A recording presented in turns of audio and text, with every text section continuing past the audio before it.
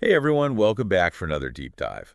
Today we're looking at something that we know is a huge deal for a lot of our international listeners, Yeah, definitely a popular topic. especially those of you out there who are thinking about or maybe already working on your master's degree here in the US. Absolutely. So we're talking all about work authorization after you graduate. Mm-hmm. Because let's be real, that's kind of the whole point, right? Right. You come here, you study hard, you get this awesome You education. want to be able to actually use it. Exactly. But for international students, it's not always so straightforward. Definitely not. There are a lot of rules and regulations to navigate. And one of the biggest decisions you might face is whether to go for an MA or an MS. Master of Arts, Master of Science. Yeah, got it.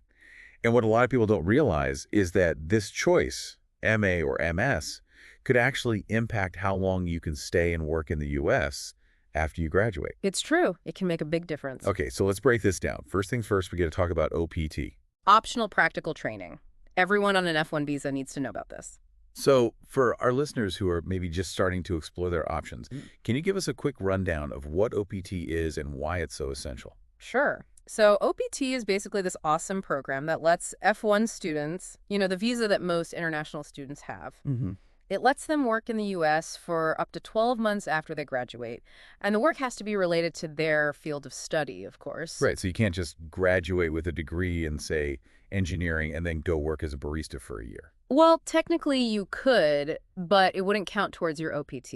Gotcha. So it's all about getting practical experience in your chosen field. Exactly. It's a chance to put all that theory into practice, build your resume, make those crucial connections. And for many, it's the first step towards potentially getting a more permanent visa down the line. Okay, that makes sense. 12 months of OPT, that's pretty great. But is that it? Or are there ways to, like, stretch it out a bit? You're in luck. Yeah. This is where things get really interesting. Ooh, I love interesting. There's this thing called the STEM extension. STEM stands for Science, Technology, Engineering, and Mathematics. Ah, the classic STEM fields. So are you saying if your master's is in one of these areas, you can work for longer than 12 months? Precisely. If your program qualifies, you can apply for an extension that gives you an extra 2 years on top of that initial 12 months.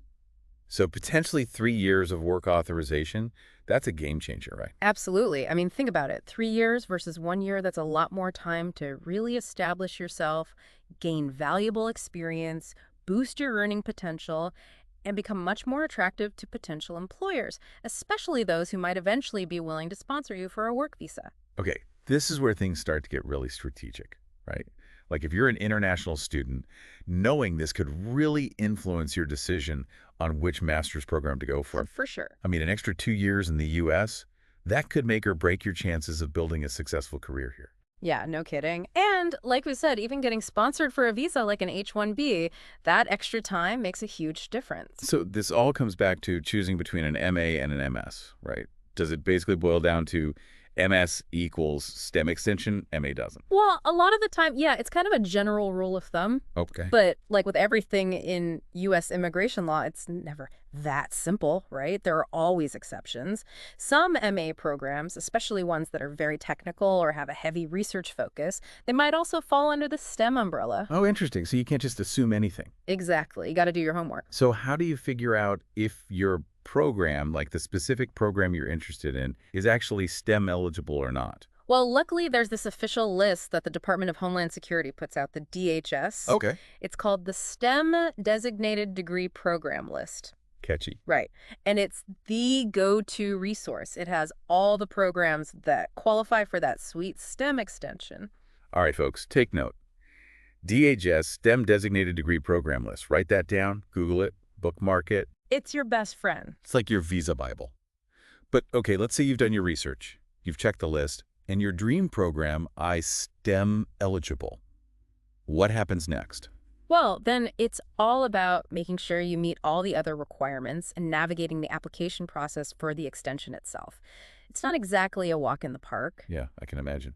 Paperwork central. Oh, yeah. You'll need to gather all sorts of documentation, like proof of your degree, your employment details, a training plan, outlining what you'll be doing during those extra 2 years. Sounds intense. It can be.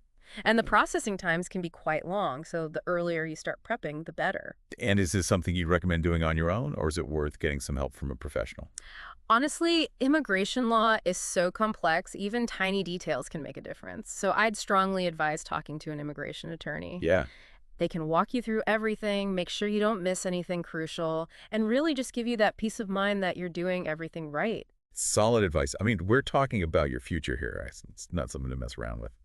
But okay, shifting gears a bit, there's another interesting factor that a lot of people don't even think about when it comes to this whole work authorization puzzle. Oh, are you talking about marital status?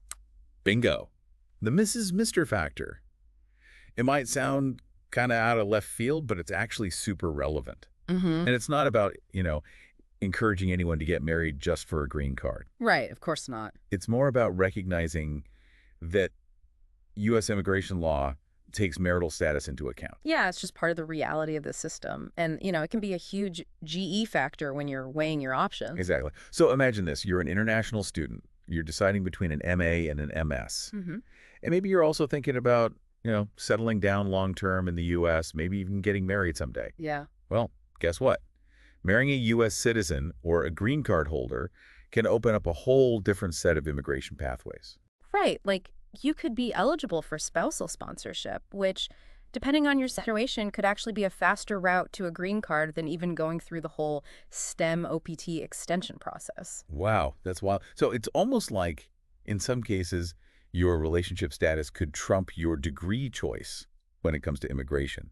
Not trump, as in... Not in a political way. Exactly, not like that. More like it could outweigh it in terms of impact. Exactly. It's all about having the full picture, right? Ugh. Understanding all your options and making the most strategic decision for your unique circumstances. It all comes back to strategy. All right, so let's wrap this up. We've covered a lot of ground today. Yeah. Any final words of wisdom for our international student listeners out there who are trying to figure out this whole work authorization maze? I'd say the biggest takeaway is this.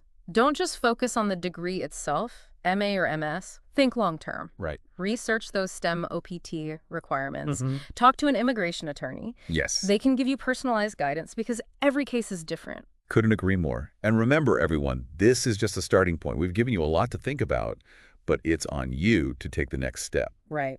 Do your research, explore those resources we mentioned. Like the DHS STEM designated degree program list. Exactly. And most importantly, don't be afraid to ask for help along the way. Your future is worth it. So as you're weighing your options, MA or MS, STEM extension, or maybe even marriage, think about where you want to be 5, 10 years down the line. Mm-hmm. And use that vision to guide your decisions. Until next time, folks, keep diving deep. Keep learning. And good luck out there.